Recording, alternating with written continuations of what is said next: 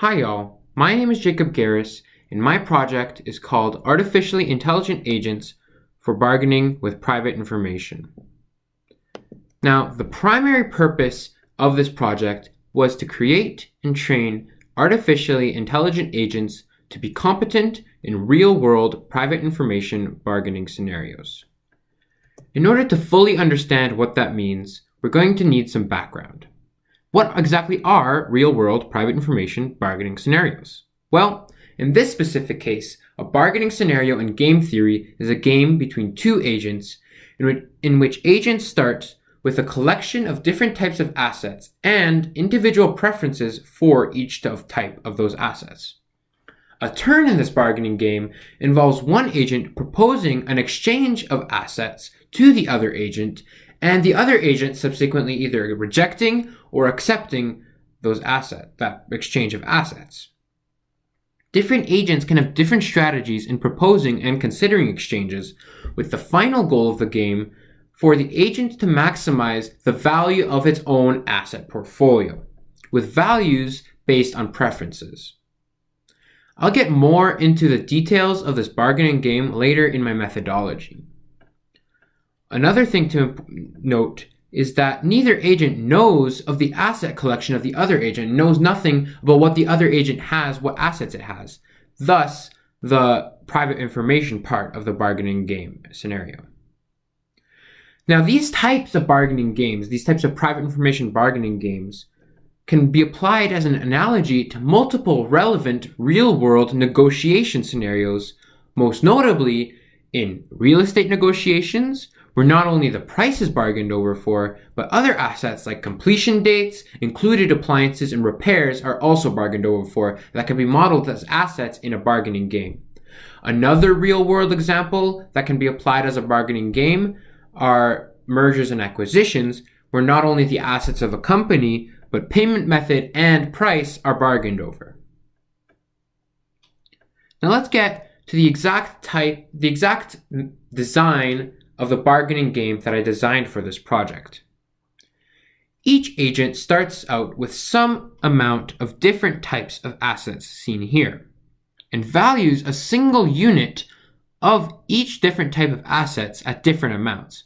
So for example, in the scenario shown on the screen, this agent has four units of asset A and values each unit of asset A at 3 of some currency, you can say dollars, making the total value of agent 1's asset A collection to be $12, 12 currency.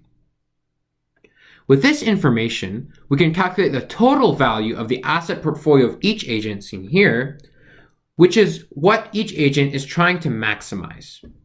So once these initial asset portfolios are initialized for each agent will then start to take turns, first offering a proposal to the other agents, where the agent says, I'll give you this amount of these different assets, and you'll give me back this amount of these different assets. And then the other agent either accepts or rejects this proposal, and if they do accept, then the asset exchange is successfully made. This process goes on for a set number of turns, after which the total portfolio value is seen as a score of the agent, this value right here. The winner of the game is determined by whichever agent has the higher final total portfolio value. And so if this game was 2 turns long, then agent 2 would be the winner of this game. I decided that the way I would have my agents make decisions and strategize would be through the use of neural networks trained by deep reinforcement learning.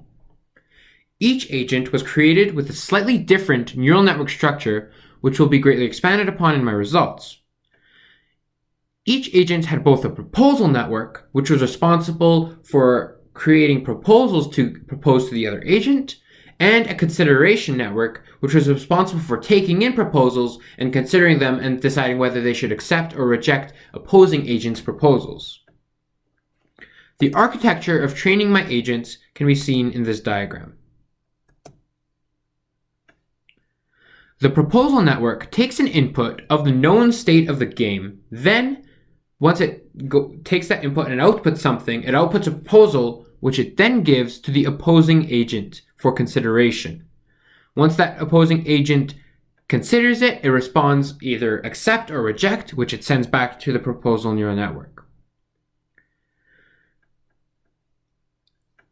After that, the opposing agent will then make its own proposal and send it to the consideration neural network of the original agent, which will then take that as an input and output an acceptance or a rejection of that proposal.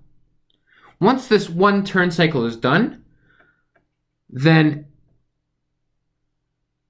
the parameters of both agents are updated in order to better maximize the reward of the game, which in this case is the total portfolio value of the agent.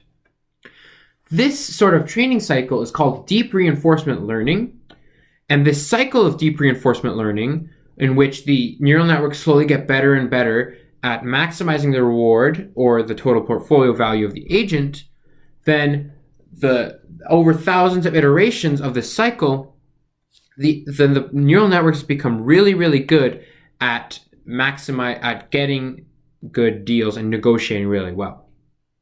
Now let's get to the exciting part. Now, my results. In this table, we can see each agent model that I tested and its performance against every other agent model. Each number in this table is an average of the final total portfolio value of the last 10 iterations of the bargaining game of the agent notated in the row against the agent in the respective column. So for example, in this first cell, here we see the average score of the simple hard-coded agent against the random agent over 10 games between those two players. Between those two agents, I mean. To give a brief overview of each agent, a simple hard-coded agent is an agent that randomly makes actions within the limitations of a very simple rule set that I gave it. The random agent is an agent that makes purely random moves, randomly proposes exchanges, randomly accepts or rejects proposals that are given to it. A single layer perceptron is a neural network with a single layer. A shallow neural network and a deep neural network are artificial neural networks with 4 and 16 layers respectively. Finally, the autoencoder is another shallow neural network with 4 layers, except that one of its intermediate layers is a bottleneck in that it only has 4 nodes, while the other layers have hundreds of nodes. The justification for an autoencoder is that it'll have to try to simplify the input that it's given into something that isn't overly complicated so that it doesn't overlearn the data and gives simpler results that can have much better results in a much shorter time. Now let's get to analysis of these results.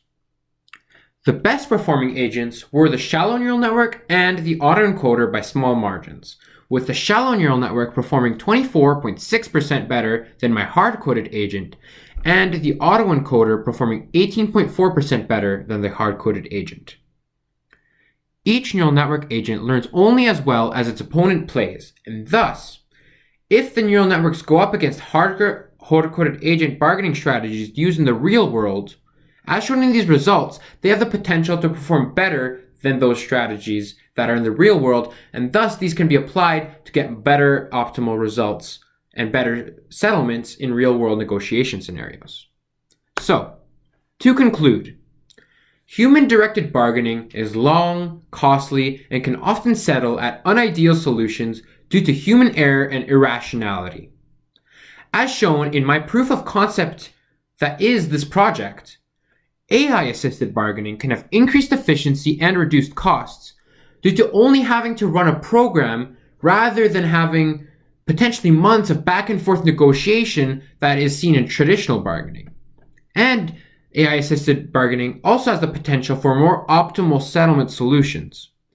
In the future, I hope to focus my training of agents to specific real-world bargaining scenarios like real estate negotiations, mergers, and acquisitions in order to be able to apply these results to the real world. Additionally, I hope to improve my neural networks by using potentially more advanced neural network structures like generative adversarial networks or recursive neural networks. Thank you for listening, and please ask as many questions as you like.